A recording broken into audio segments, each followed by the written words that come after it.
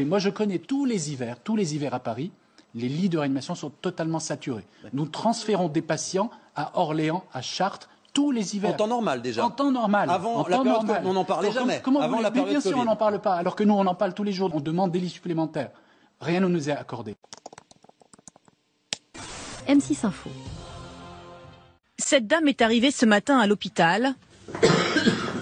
Le diagnostic est posé. Elle est grippée. Ces patients vont s'ajouter aux autres patients qui se présentent habituellement aux urgences et avec un encombrement des lits d'hospitalisation. Là, on est dans une situation où l'hôpital n'a plus aucun lit d'hospitalisation. Situation inquiétante dans les services d'urgence. Une centaine d'établissements viennent de déclencher ce qu'on appelle le plan hôpital en tension. En termes simples, cela signifie qu'il n'y a plus assez de lits. Les patients sont parfois soignés à même les brancards dans les couloirs. Une situation de crise qui devient permanente. Et vous allez l'entendre, les personnels sont à bout de souffle. Des brancards un peu partout. Aux urgences de l'hôpital de Toulon, c'est une journée comme les autres. Et le personnel est à bout de souffle. Les urgences sont en surchauffe sur l'ensemble du territoire, avec l'hiver, la grippe. Dans cet hôpital de région parisienne, les malades de la grippe affluent. L'hôpital est surchargé. On est actuellement en état de saturation d'hospitalisation. On n'a plus de place à l'hôpital. On appelle les soins de suite rééducation, les unités gériatriques aiguës, ils sont pleins. Et on ne sait pas très bien où mettre ces patients-là. Aux urgences de Lorient aussi, l'hôpital sature. Dans les couloirs ce matin, les patients attendent parfois plus de 20 heures sur des brancards avant d'obtenir un lit. La pénurie de lits, un classique que l'hôpital de Haute-Pierre doit gérer chaque hiver. Quand il n'y a plus de lits, on fait au mieux, on a recours un petit peu aux cliniques aux alentours, aux hôpitaux. Il y en a certains qu'on peut gérer aussi en ambulatoire.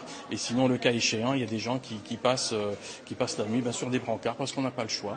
Le corps médical, lui aussi, est débordé. L'ensemble du service fonctionne à flux tendu. Pas sûr que la situation s'améliore dans les prochaines semaines. La grippe n'a pas encore atteint son pic dans la région. Depuis le début de l'hiver, les urgences sont saturées. Nous, on a un ras-le-bol de ce système-là. On aimerait pouvoir soigner les patients correctement.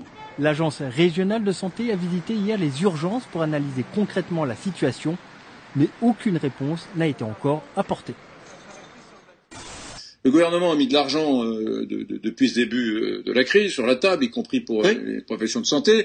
Il y avait 5000 lits de réa, 5000 lits de réa au mois de mars. Il y en avait apparemment 25 000 en Allemagne. Ouais. Là, et il y en a toujours 5000. Et là, on nous dit, non mais il y en a 5000, mais attention, il y a tellement eu d'opérations qui ont été déprogrammées, reprogrammées, qu'il y en aura encore moins de disponibles au mois d'octobre qu'au mois de mars. C'est-à-dire qu'on a mis des milliards d'argent du contribuable. Le contribuable a été généreux, il a bien voulu payer ses impôts, il a bien voulu financer ça, pour se retrouver dans une situation où il y a moins de lits de réa en octobre qu'au mois de mars. Et c'est du délire. Et c'est pire que ce que tu dis, parce que en plus de ça,